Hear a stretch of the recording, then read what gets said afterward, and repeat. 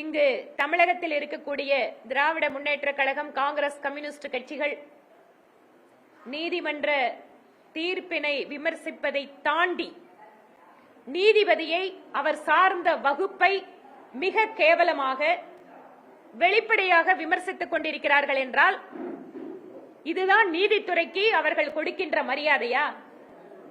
நீதிபதி எந்த ஜாதியை சேர்ந்தவர் என்று பார்த்து இவர்கள் விமர்சனம் செய்கிறார்கள், அவரை அசிங்கப்படுத்துகிறார்கள். இதில் பற்றியெல்லாம் புகார் கொடுத்தால் காவல்துறை கண்டுகொள்வதில்லை. நீதித்துறையை இதைவிட மோசமாக மிரட்டுவதற்கு வேற யாரும் இந்த மாதிரி பண்ண மாட்டாங்க.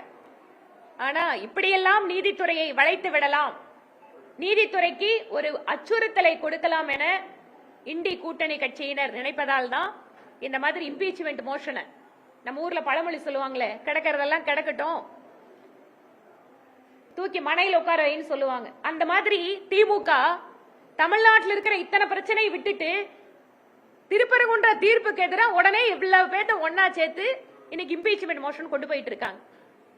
இங்க தமிழ்நாட்டில் சட்டம் ஒழுங்கு பிரச்சனை, பெண்களுக்கு அடுக்கக்கூடிய பாதுகாப்பு சம்பந்தமான பிரச்சனை, நிர்வாகத்தில் இருக்கக்கூடிய ஊழல், அமைச்சர்களுக்கு மேலான ஊழல் குற்றச்சாட்டுகள்.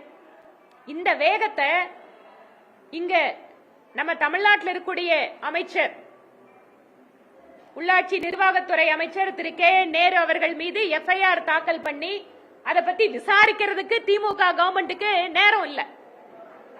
ஆனா இம்பீச்மெண்ட் மோஷனுக்கு உடனடியே எல்லாரும் ஒன்னா சேர்றாங்க. மக்கள் இதெல்லாம் தமிழகத்து மக்கள் பார்த்துட்டு தான் இருக்காங்க.